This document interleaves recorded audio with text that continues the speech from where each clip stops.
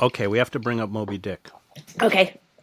the greatest American novel ever Greatest written. American novel. My favorite And book. I could tell that because Moby Dick comes up more I than once. know. Self-indulgent, but I couldn't help it. But it's, as C.L.R. James says, Moby Dick is about the collapse of a civilization. Yeah, absolutely. And I'm obsessed with Nathaniel Philbrick's terrific book, Why Read Moby Dick? I recommend Moby Dick to everybody I ever talk to and all my Okay, students. I interviewed him about that Ah, book. I interviewed Philbrick about Moby Dick. I also did gosh. the a show on the 100th anniversary of the publication of Ulysses with the Joyce Scholar at Trinity College Dublin. I'm sure both of those shows got about 5 views, but I Well, now I'm loved going to go them. back and find them because I didn't find them when I was looking at your old show. So now I'm going to go searching. Nathaniel Philbrick is Uh, such a hero of mine. Yeah, yeah.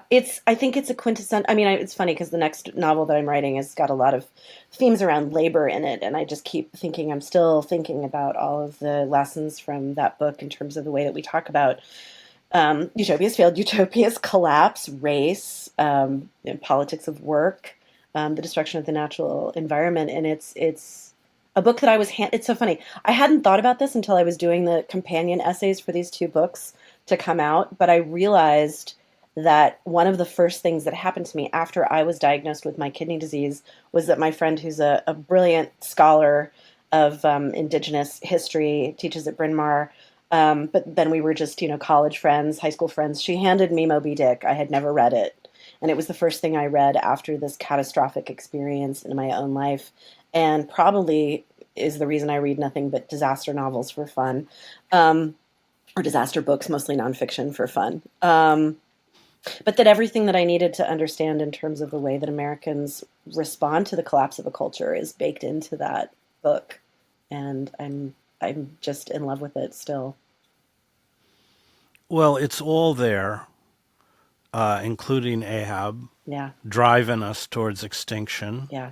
And certainly Starbuck, there's a consciousness that he's driving them towards extinction, Hmm. and yet they can't extract themselves No, from it. no, no. And I think that that is so much more resonant every day that we are all in that same circumstance where there are people in power who are driving us towards things, and our agency feels very small, and we're all just sort of along for this white knuckle, Nantucket sleigh ride kind of experience of being driven towards a conclusion that isn't inevitable, but that we're all choosing because we're not pushing back against the maniacal power at the center of the story.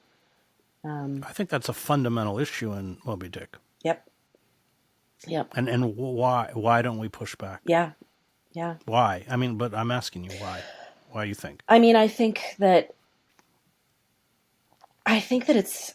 The only thing I can think of at the moment is just what we're experiencing right now in American culture. Right, we're not pushing back because we're trying to work around it. We're hoping for the best outcome. We're hoping that appeasement of the mania will work to slow the collapse, or that if it doesn't, it'll only affect just those of us on the boat. If we get the white whale, we'll be okay, and then things can go back to normal. There's a real, well, let's just get this one catastrophe out of the way, and then we'll be all right kind of attitude that's part of the way that all of the characters rotate around that mania at the center of the book. And I think living in America right now really feels like that, right? We're all sort of rotating around a mania that we just don't know how to get out of the way of, right? How to affect it. We push back in small ways in our daily lives. We understand the complexity of what's happening.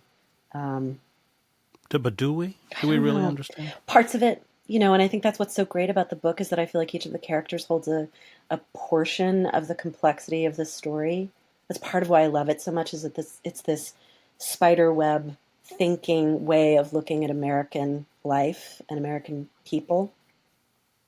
And I think that that would probably be true now. Each of us is holding a small part of it, but the larger picture is unfolding around us until, yeah, we're in the sea looking at the sinking ship.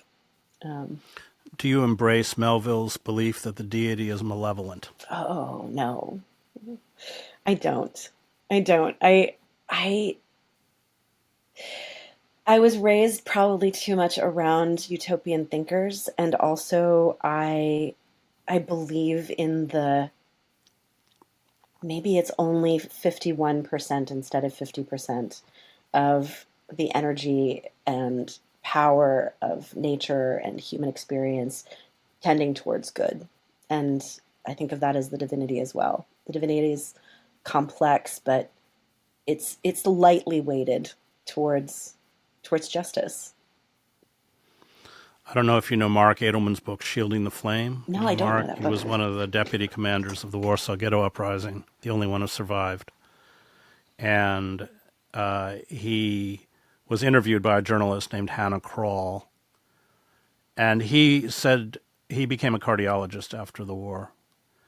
And after his experience in the uprising, he felt like Melville, that the deity was malevolent and shielding the flame. He said he became a doctor because he would cup his hand to shield the flame, our life, as long as he could before it was snuffed out.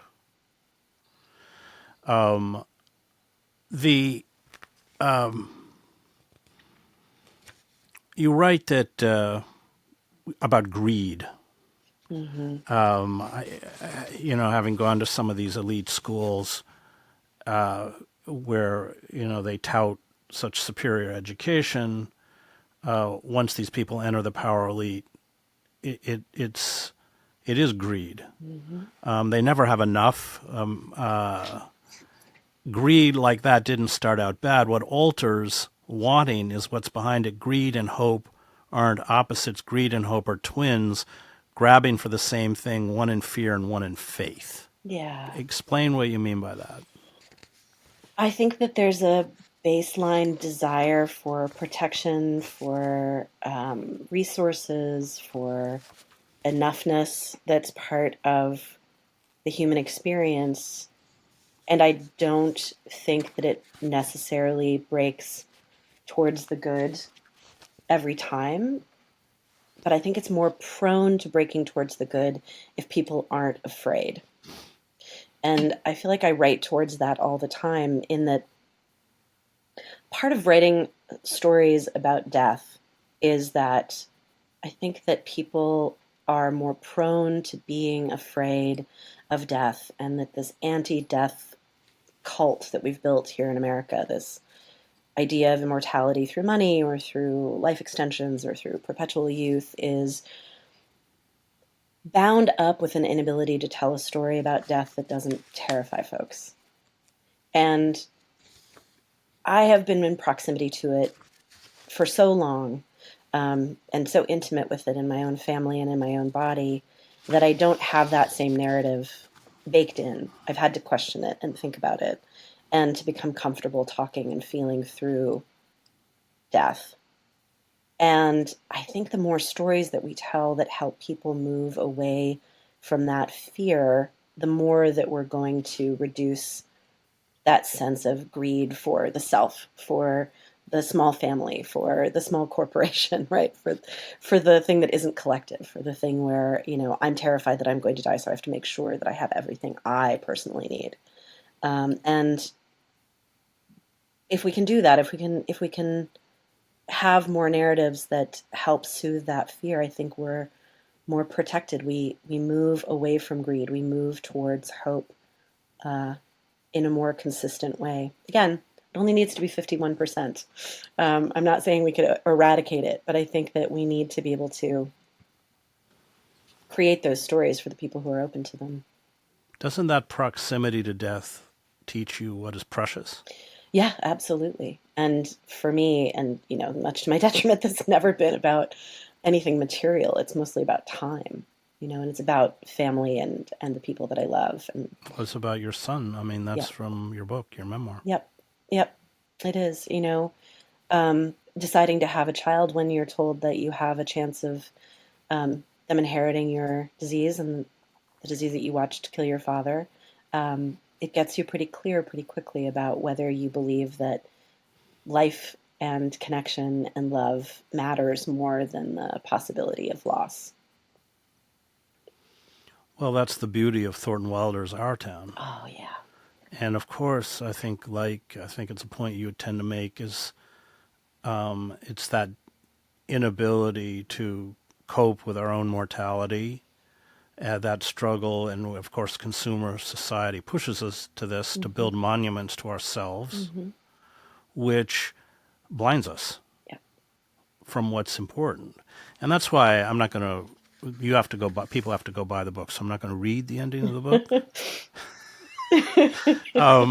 But you do that beautifully. I think exactly that point. Thank you.